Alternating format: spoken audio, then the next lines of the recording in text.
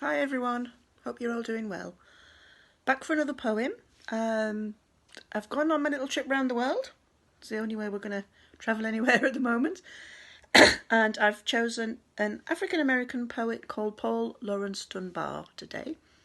He was born in 1872 to freed slaves from Kentucky.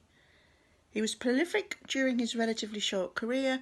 He published a dozen books of poetry, 4 books of short stories, 4 novels, lyrics for a musical and a play.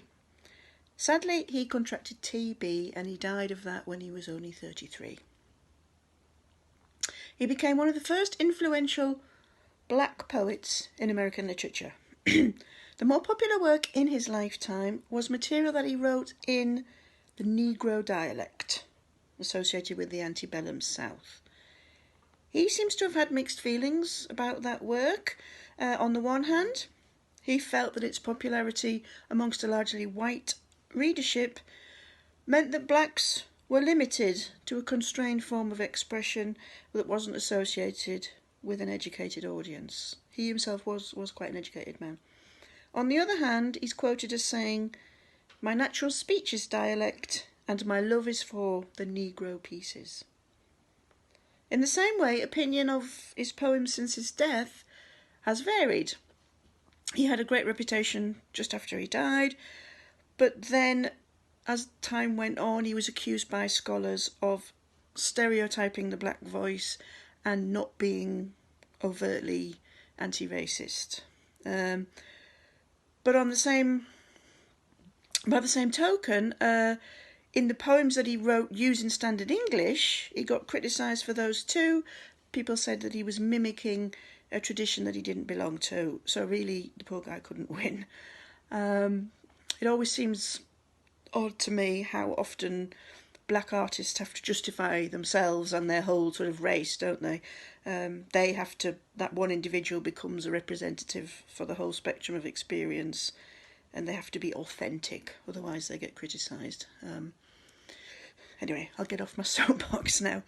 I first heard of Dunbar when I was reading one of the books that very literally changed my life, and that book was I Know Why the Caged Bird Sings by Maya Angelou. It's the first volume in her absolutely spectacular series of biographies. She took the title of I Know Why the Caged Bird Sings from a poem by Dunbar, and she said that he was one of the poets who helped her form her writing ambition. I've got the many volumes of her autobiography here.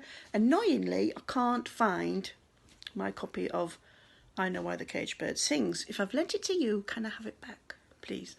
But I have got this volume, which is the last volume, which has the brilliant title of A Song Flung Up to Heaven, and that title also comes from the same Dunbar poem that I'm going to read to you today. The poem is called Sympathy, and it was published in 1899. So here we go. This is Sympathy by Paul Laurence Dunbar.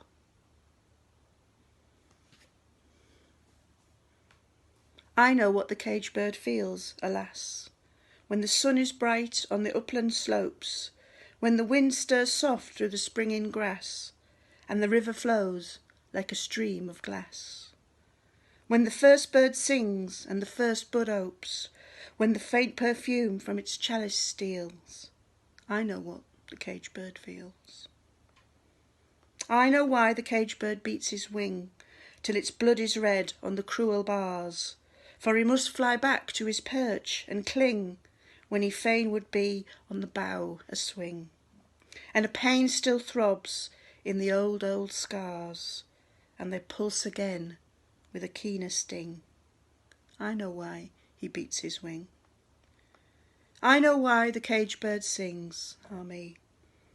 When his wing is bruised and his bosom sore, when he beats his bars and he would be free, it's not a carol of joy or glee, but a prayer that he sends from his heart's deep core, but a plea that upward to heaven he flings. I know why the cage bird sings. Thank you. See you soon.